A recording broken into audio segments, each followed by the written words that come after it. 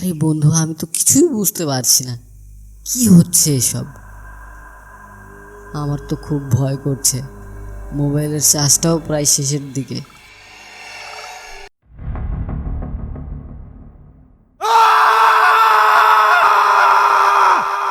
সাজানো গল্প।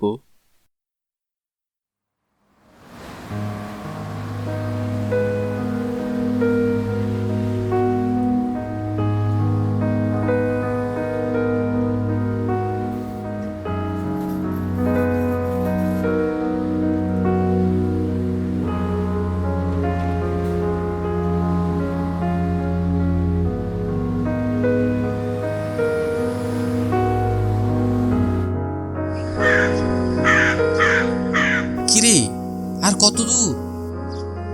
এই তো পৌঁছে গেছি রে। আর 10-15 মিনিটের রাস্তা। তোকে কতবার বললাম বলতো, সকাল সকাল আয়, হাতে পাতে একটু কাজ করতে হবে, আর তুই এখনো পৌঁছাতে পারলি না। আরে বন্ধু, আমি তো সকাল সকালই বের হতে চেয়েছিলাম, কিন্তু হলো কই, বুঝতেই তো পারছিস কাজের চাপ, তাই একটু দেরি হয়ে গেল। দেখ দেবু, আমি তোর কোনো বাহানা শুনবো না।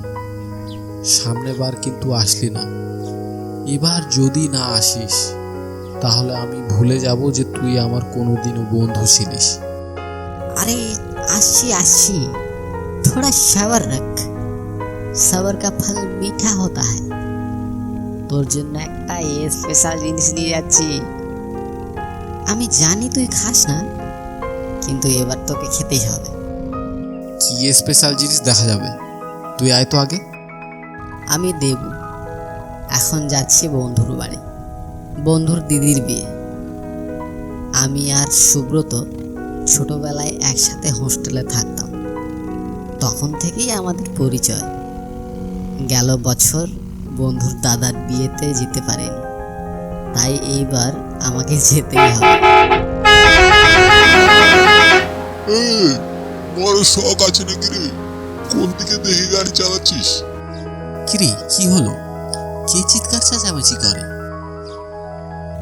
আরে না না, কিছু না, ওই রাস্তার পাগলগুলো চিৎকার করছে। তুই কোন লাইন বাসে আসছিস বলতো, যে এত দেরি হচ্ছে? আমি মোটর সাইকেল নিয়ে যাচ্ছি। Motor cycle? মোটর সাইকেল আবার কবে নিলি রে? কই বলিসনি তো এর আগে। আরে না না, এটা আমার না, জামাই বাবুর মোটর সাইকেল।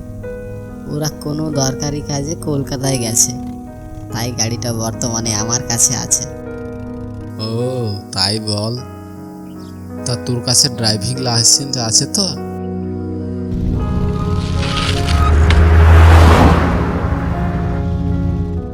কিরে, কি হলো, এত জোরে আওয়াজ কিসের? না না, কিছু না, আমি তোকে পৌঁছে ফোন করছি। আচ্ছা, রাখছি।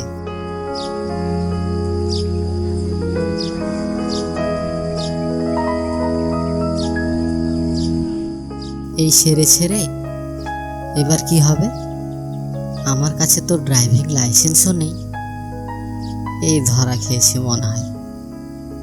কি করি কি করি, হ্যাঁ,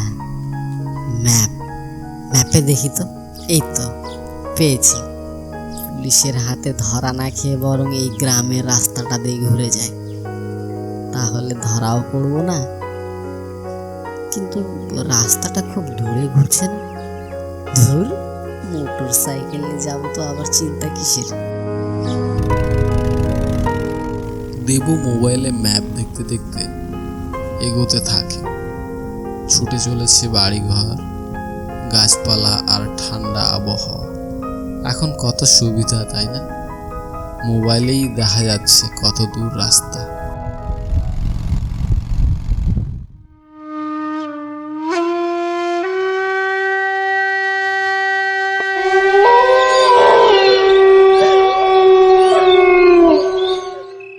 এই যা, রাস্তা তো মনে হচ্ছে এখানেই শেষ, কিন্তু মোবাইলে দেখাচ্ছে রাস্তা আছে। একটা বিপদ থেকে বাঁচতে আর একটা বিপদ। আবার এই আল রাস্তা একটু পার করে রাস্তা শুরু হয়নি তো?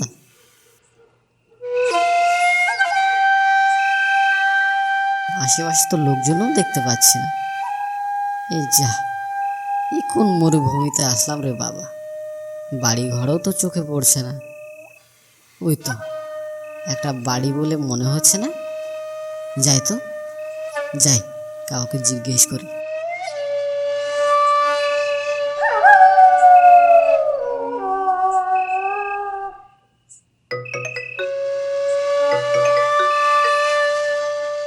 কিরে, আর কত দূর? এতক্ষণে তোর তো পৌঁছে যাওয়ার কথা ছিল, তুই আছিস কোথায় বলতো? আরে আমি প্রায় পৌঁছে গেছি, শুধু এখানে একটু রাস্তার সম্বন্ধে জিজ্ঞেস করে নেই, থাম একটু। রাস্তার সম্বন্ধে জিজ্ঞেস? এই তুই কোথায় আছিস বলতো? দাঁড়া, এই বাড়ি মালিকের নাম বলছি, তাহলে বুঝতে পারবে। অমল চৌধুরী। কি কি কি কি বললি, আরেকবার বলতো? অমল চৌধুরী ব্র্যাকেটে ঠাকুর। এই তুই আমার দিদির বিয়েতে আসছিস না তুই মরতে আসছিস বলতো? কেন রে, কি হলো? এরকম করে কথা বলছিস কেন? এরকম করে বলবো না তো কেমন করে বলবো? তুই আমার বাড়ি এর আগে এসেছিস তো? যখন শর্টকাট নেওয়ারই দরকার ছিল তাহলে আমাকে একবার ফোন করতিস। দোস্ত রাগ করিস না, আমি আসছি, আর কয়েক মিনিটের রাস্তা, তারপর একসাথে বসে। ওহ, আমার তো আগেই আনন্দ হচ্ছে। তুই একটু মাংসটা রেডি রাখিস কিন্তু। মাংস তোর পিছন থেকে খুলে পড়বে এমনি এমনি। আমি যেটা বলছি ভালো করে শোন। চুপচাপ যেদিক থেকে গেছিলিস সেদিক থেকে ঘুরে চলে আয়। পিছন থেকে কেউ ডাক দিলে ঘুরে একদম তাকাবি না। কি যা তা বলছিস, আমি তো কিছুই বুঝতে পারছি না। কি হয়েছে বলতো? এখন বলার সময় নেই, তুই বাঁচতে চাস তো চুপচাপ আমার কথা শোন।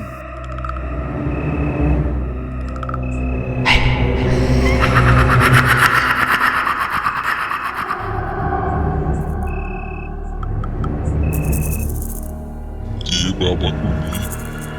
এত রাতে আমার বাড়ির সামনে কি করছো? এই তো বাড়ির মালিক মনে হচ্ছে, জিজ্ঞেস করে নে রাস্তাটা। কিচ্ছু জিজ্ঞেস করতে হবে না তোকে, যেটা বলছি শোন চুপচাপ। হাঁটতে থাক, শুনিস না ওর কথা। দেবু দাদা, ও দেবু দাদা, তুমি আমার সাথে খেলবে না? আরে এ আমার নাম জানলো কি করে? আমি তো কোনোদিনও এখানে আসিনি। কি জানি, আমার নামের উপর হবে হয়তো।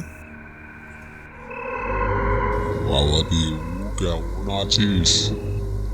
বাড়িতে এসে চলে যাচ্ছিস? রাগ করলি আমার উপর? হ্যাঁ, বাবার কণ্ঠের আওয়াজ এখানে। বাবা তো আজ থেকে 7 বছর আগে মারা গেছে, তাহলে বাবার মতো করে কি বলছে? কিরে সুব্রত, কি হচ্ছে আমার সাথে? আমি তো কিছুই বুঝতে পারছি না রে। আরে বন্ধু, তুই যে কি ভুল করলি। এখন বাঁচাতে পারলে একমাত্র উপরওয়ালায় তোকে বাঁচাতে পারে। আরে বন্ধু, আমি তো কিছুই বুঝতে পারছি না, কি হচ্ছে এসব? আমার তো খুব ভয় করছে, মোবাইলের চার্জটাও প্রায় শেষের দিকে। বন্ধু সাহস রাখ, সাহস রাখ, হার মানিস না। তোকে যেরকম বললাম পিছনে না তাকিয়ে চুপচাপ ফিরে আয়, দেখি আমি কিছু করতে পারি কিনা।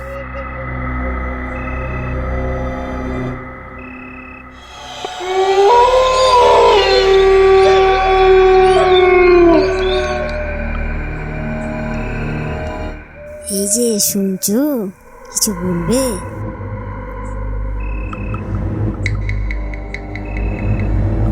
না না না, আমি কিছু বলবো না, আমি বাড়িতে যাব। হ্যাঁ, চলে যাও, আমার সঙ্গে দুটো কথা বলে চলে যাও। আমার জন্য এবার কিছু আনো না? কি নিয়ে আসবো? আর কেনই বা নিয়ে আসবো? তুমি আমার কেউ হও। ও মা, এত তাড়াতাড়ি তাড়াতাড়ি ভুলে গেলে? সামনের সপ্তাহ আমাদের বিয়ে, আমাকে এখনো ভুলে গেলে? বিয়ে? আমি তো তোমাকে কোনোদিনও দেখিনি। বিয়ে করতে যাব কেন তোমাকে? ওমা, তোমার পিছনে আমি দাঁড়িয়ে, তুমি আর বলছো দেখিনি?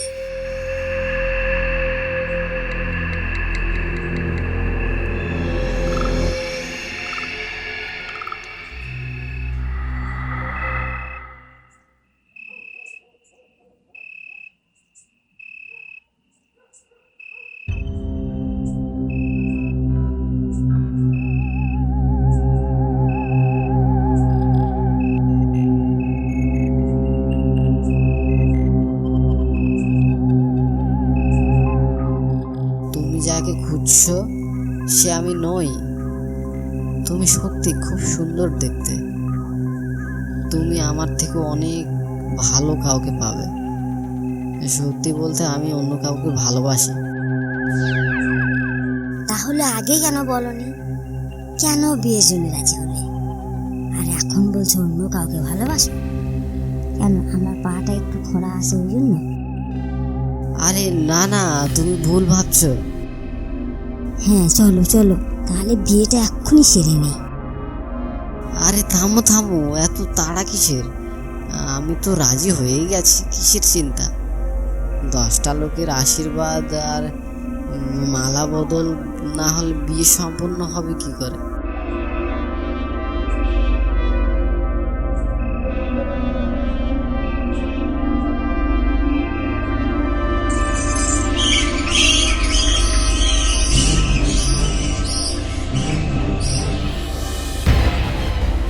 এই নাও, চলো মালা বদল করে নাও।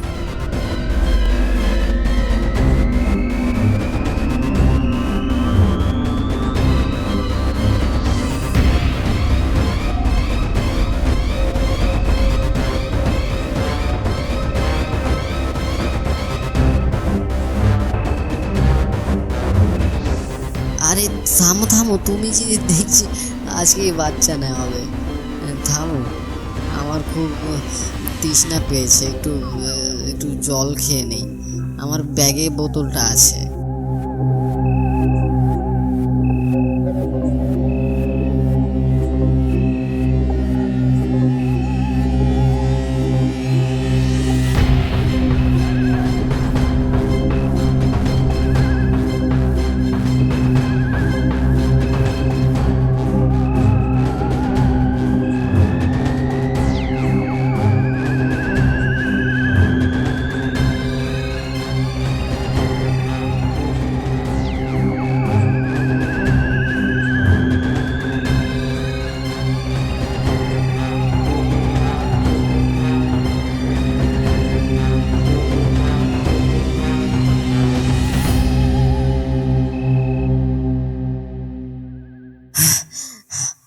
আমি কোথায়? আমি কোথায়? আমি কোথায়? তুই এখন যমরাজের ঘরে আছিস। হ্যাঁ বলো দিদি। হ্যাঁ, এই মাত্র জ্ঞান ফিরল তার। বড্ড বাঁচা বেঁচে গেছে ছেলেটা। দিদি আমি পরে ফোন করছি, রাখলাম। আমি এখানে কি করে আসলাম? আমি তো ওই ডাইনির। হ্যাঁ, আমরা তোকে নিয়ে এসেছি। যখন তোর সাথে ফোনে কথা বলছিলাম, ফোনটা হঠাৎ কেটে গেল। কি করব ভাবছিলাম। এদিকে দিদির বরযাত্রী আসবে, আর তুই ওইদিকে বিপদে। ঠিক তখনই বরযাত্রী এসে পৌঁছায় আমার বাড়িতে। 2-3টে গাড়ি করে লোকজনে ভর্তি। কি করব ভেবে না পেয়ে যে হবু জামাইকে চেপে ধরলাম এবং তোর সম্বন্ধে সব কথাগুলো খুলে বললাম। এই কথা শুনে তার সবাই সেই বরযাত্রী সহ ওই মুন্নির বাড়ির দোরগোড়ায় পৌঁছে গেলাম। আমি তো ভেবেছিলাম তুই শেষ, কিন্তু পৌঁছে দেখি তুই শালা গরুর মতো নাক ডাকছিস আর ঘুমোচ্ছিস। তারপর তোকে হাতে নাতে ধরে বাড়ি নিয়ে আসি, সঙ্গে তোর গাড়িটাও। কিন্তু আমি শুনেছি ওই মুন্নির মায়াজালে যে একবার পড়ে সে আর কোনোদিনও ফিরে আসে না। কিন্তু তুই সব ওই বোতলের কাজ। ভাগ্যিস বোতল দুটো কিনেছিলাম, না হলে তো ভয়ে প্রাণ বেরিয়ে যেত। ওই মুন্নি যতটা দেখতে সুন্দর তার থেকেও বেশি ভয়ঙ্কর। যখন আমি পিছন থেকে বাবার কণ্ঠের আওয়াজ পেলাম, মনটা কেমন নরম হয়ে গেল। পিছনে ফিরে তাকাতে ইচ্ছে করছিল, তখনই একটা মেয়ের কণ্ঠ পেলাম। কি মিষ্টি তার আওয়াজ। তার সাথে কথা বলতে বলতে আমি দেখলাম কি সুন্দর সে দেখতে, কিন্তু তার পাটা বাঁকা ছিল। তখনই লক্ষ্য করছিলাম তার ছায়া দেখা যাচ্ছে না, শুধু আমার ছায়া দেখা যাচ্ছে। তখন বুঝতে আর বাকি রইল না যে সে কোনো মানুষ নয়, কোনো আত্মা। আমার তো প্রচণ্ড ভয় করছিল, ভয়ে আমার হাত পা ঠান্ডা হয়ে আসছিল। কিন্তু কি করার, কোনো রকমে এটা ওটা কথাবার্তা বলতে বলতে মনে পড়ল আমার ব্যাগে ভয় কমানোর ওষুধ আছে। আসার সময় তোর জন্য একটা মদের বোতল নিয়েছিলাম, একসাথে খাবো বলে, কিন্তু কি করার, একাই গিলে ফেললাম। তারপর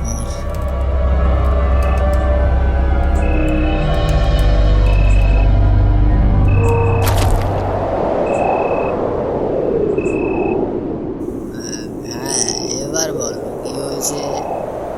তুমি আমার সাথে বিয়ে করবে? কিন্তু আমি তো বিবাহিত, আমার মেয়ের সমবয়সী তুমি। আমার ছেলেও আছে, তোমার সাথে খুব ভালো মানাবে। তুমি চাইলে আমার ছেলের সাথে তোমার বিয়ে দিয়ে দেবো।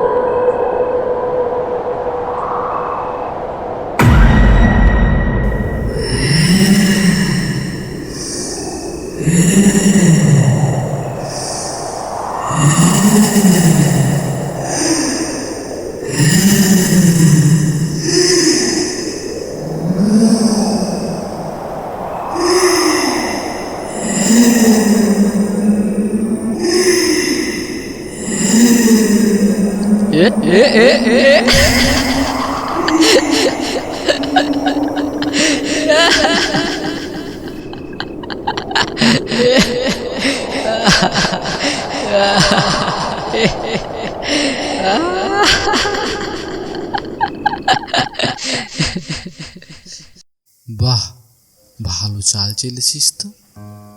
তাই তো বলি, তুই বেশি ফিরলি কি করে? যখন থেকে আমাদের কথা শুরু হয়েছে তখন থেকেই ওর মুখে শুনছি বিয়ে বিয়ে। আমি ঠিক বুঝতে পেরেছি ওর বিয়ে নিয়ে কিছু একটা গন্ডগোল হয়েছিল। হ্যাঁ রে, ঠিক বলেছিস, বিয়ে নিয়ে গন্ডগোল হয়েছিল। অনেক বছর আগেকার ঘটনা।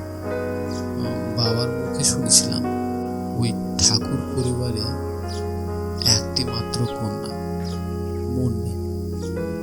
দেখতে খুবই সুন্দর, কিন্তু তার একটা পা জন্মগতভাবে পঙ্গু ছিল। বিয়ের বয়স হয়ে উঠেছিল, কিন্তু মুন্নির বিয়েতে কোনো মত ছিল না। সে সারা জীবন তার বাবার দোরগড়ায় থেকে যেতে চেয়েছিল। সে বলতো এই অবস্থাতে কে তাকে মানিয়ে নেবে। শেষমেশ মুন্নির বিয়ে পাকা হয়ে যায় এক চৌধুরী পরিবারে। আসল ঘটনা হচ্ছে, ছেলের বাবা ছেলেকে না জানিয়ে বিয়ের লগ্ন পাকা করিয়ে দেয় এবং বিয়ের দিন মুন্নির অবস্থা দেখে ছেলে বিয়ের পিঁড়ি থেকে উঠে যায়। পরদিন সকালে মুন্নির দেহখানা তার ঘরের মধ্যে ঝুলতে থাকতে দেখা যায়। হয়তো মুন্নি সেই আঘাত সহ্য না করতে পেরে আত্মহত্যা করেছিল। মুন্নি মারা যাওয়ার পর আস্তে আস্তে গোটা পরিবারটা শেষ হয়ে যায়। শুনতে পাওয়া যায় এখনো মুন্নির আত্মা বিয়ের জন্য সেখানে কাঁদে।